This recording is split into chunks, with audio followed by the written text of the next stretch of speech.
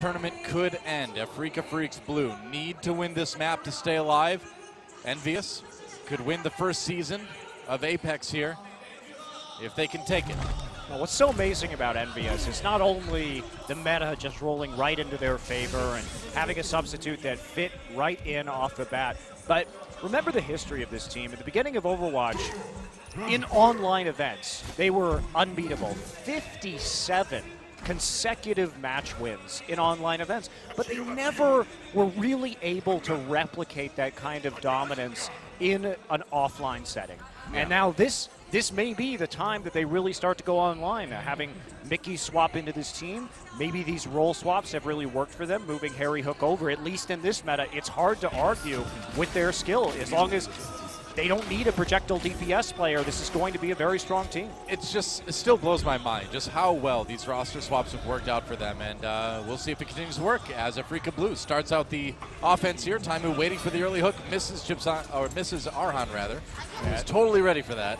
Yeah, he's going to go back through server. I mean, that's like an optimistic hook. And to be fair, that's actually a smart play because Arhan has actually, on some of these maps, been getting ahead of the rest of his team on the Genji. We saw that when they tried to attack Numbani in the semifinals, where he was getting picked off by hooks. And Afreeca have been vulnerable to early picks. And try and take the high ground right now as the payload goes through car wash. Yeah, we normally see, whoa, he somehow got the hook on a Dayfly. How in the world? Hashtag just Roadhog things. That's a huge pick right off the back, Doa. Yes, really excellent work. We saw the shield drop just a little bit early. Wasn't covering Dayfly as he walked through the doorway, so a bit of a mistake there from Adam, and now Mickey just mopping people up on the high ground. Yeah, well, you get the pick on the Ana like that, and that's just hitting the go button for EnVyUs to just jump in there and finish off the team, make this a complete hold in the first push by Afreeca Freecs Blue. And the problem, though, is that Afreeca really doesn't have a whole lot of high ground control here. When they're running just the Genji, no Winston, no protection from the Zarya either. I mean, it's just got nothing. It's a very slow composition, has to methodically set up here and go through server. They're going to try it again. The shield stayed up longer that time, as you can see. Yeah, sure did.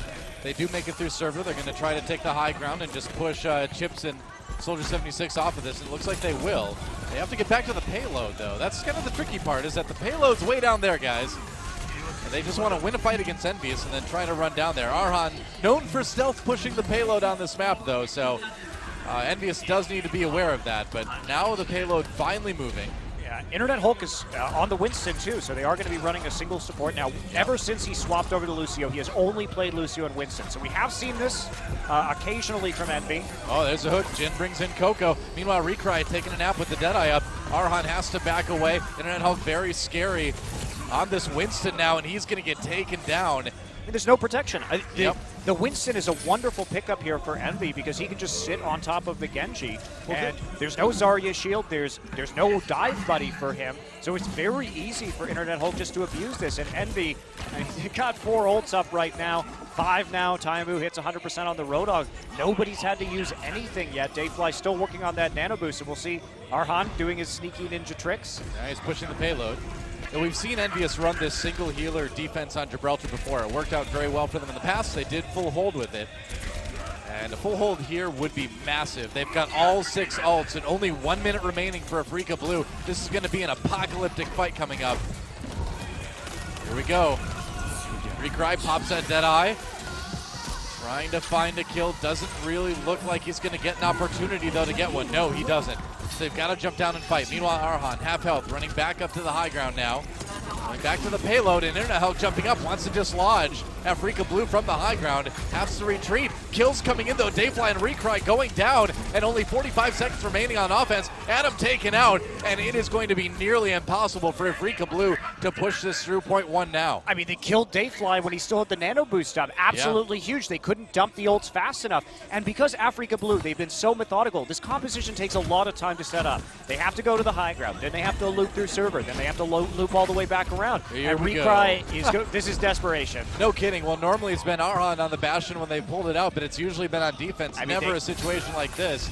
They have to have the Dragon Blade, and he's getting pushed off now by Hulk. Well, Hulk on this Winston, I mean, going back to his favorite here, and it's working wonders. There goes the sound barrier. Afreeca Blue, they need to do this right now. Their tournament is basically on the line. Mickey coming in with the explosion, and he doesn't get any, but it's enough. And EnVyUs doesn't even let Afreeca Blue get back to the payload. That's a full hold on Gibraltar, and that is basically this tournament handed to EnVyUs on a silver platter. I mean, if they mess this up, Noah, it is going to be extraordinary. It has to be a hugely epic hold here. Great read, you have to say, coming in with a single support and Internet Hulk on the Winston. Because if we look at what happened, okay, so Mickey just sits on the McCree. All right, that problem solved.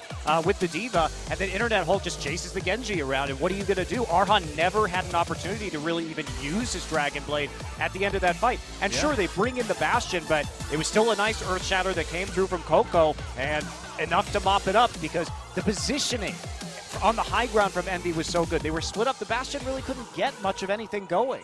I'm so surprised that they picked Watchpoint Gibraltar, knowing that EnVyUs had this ability to play this kind of unique defensive composition that they've used before in this tournament. I'm confused by Volskaya, and I'm confused by Watchpoint Gibraltar. Both of those picks, I think, have not been good for Afreeca Blue. And we did see a little bit of this in their semifinal match. We saw some weird comps coming out. We saw Recry, trying to play some stuff that he's not, been as well known for, like the Tracer and things like that against BK Stars. But, I didn't expect to see that much of it in the grand finals. And yeah, EnVyUs, I mean, you can see the yellow box on your screen on the ground there. I mean, that's all the farther that payload needs to go. I mean, it's barely through car wash. I like the fact that Arhan and Recry are onto the Soldier. Soldier's so good at this point, standing on the high ground. And May, I think, has been one of Afreeca Blue's more successful heroes, not only in this series, but over the course of Apex. Yep, that's right. We know Jin's been great on that Roadhog as well in recent times. And, when you have Recry on the May, you have to put Arhan on that Soldier 76. So, based on the composition, again, Envy just going with the same comp. It's another comp that is going to have to take a slow push onto the high ground. It does waste a lot of time. All right, hook on to Mickey right away, but he's going to back away without taking too much damage. He's certainly ready for Jin to be there. Going to do a little bit of damage himself, too. Dodges the second hook. And Taimu now walking forward, trying to get those early picks. Ooh, Dayfly. So close. Yeah, Dayfly, we talked about possibly being a little bit of a liability for Afreeca Blue. It hasn't been as bad as we've seen it in the past, but it's been caught a couple times today. Sneaky is coming through. Sneakiest Roadhog, man. Oh, there's a hook! Huge! Oh, he takes on Arhan, and no Soldier 76 means this is over, man. Jin taking down kills, and that is the tournament. EnVyUs should have no trouble at all pushing the payload. Man, the picks into the team fight win, and that is it. EnVyUs will win Intel Overwatch Apex Season 1 with a 4-0 victory. GG. Wow, huge win from EnVyUs. Look at these guys coming through this tournament. Everybody thought it was over when Tailspin left. Yeah. That was going to be it. Mickey comes in as an emergency substitute onto this team, and he helps the team go all the way to a clean sweep of a Korean Grand Final. Well, I mean, what can you say? The addition of Mickey, the roster swaps, the position swaps, everything came together for these guys. It was a perfect storm of talent, of meta, and EnVyUs dashing towards that trophy. And man, have they earned it, especially in this postseason. Wow, what an amazing story. Taimu gets there first, but congratulations to Envy on an unexpected win. They had to go through Rogue. They were the underdogs. They had to go through Pengdu Uncia. They were the underdogs, and here they stand as champions.